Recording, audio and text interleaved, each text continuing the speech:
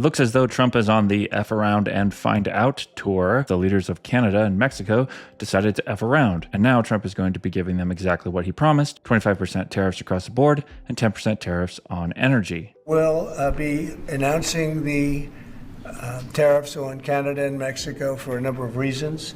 Number one is the people that have poured into our country so horribly and so much. Number two are the drugs, fentanyl, and everything else that have come into the country. And number three are the massive subsidies that we're giving to Canada and to Mexico in the form of deficits. The president will be implementing tomorrow a 25% tariffs on Mexico, 25% tariffs on Canada, and a 10% tariff on China for the illegal fentanyl that they have sourced and allowed to distribute into our country, which has killed tens of millions of Americans. These are promises made and promises kept by the president. As predicted, the mainstream media seems to think that Canada actually has a chance in this fight, and they are almost gleeful at the thought of Americans suffering due to inflation. What they forget is that California alone has nearly double the GDP of Canada. Canada is very much dependent on the energy exports to the US. And in response, Canada is going to be putting a tariff on imports from the US. British Columbia Premier David Eby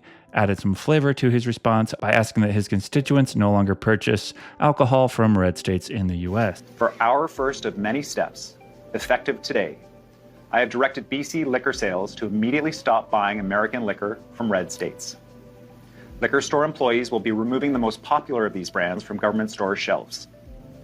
I've directed government and our crown corporations, like BC Hydro, ICBC, and health authorities, to immediately stop buying American goods and services and buy Canadian. A major ask from Trump, and one of the reasons that these tariffs were created to begin with, have to do with the loss of lives from fentanyl.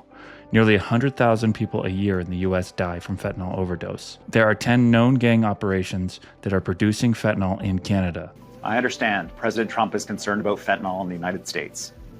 Well, we're concerned about fentanyl too. It's taken too many lives here in BC and made people and communities less safe. We welcome U.S. support in stopping the flow of fentanyl, drug precursors, and organized crime from China and Mexico. We all need to work together on this global problem. So rather than address the issue, they'd rather harm their own citizens. I'm kicking my ass! Do you mind?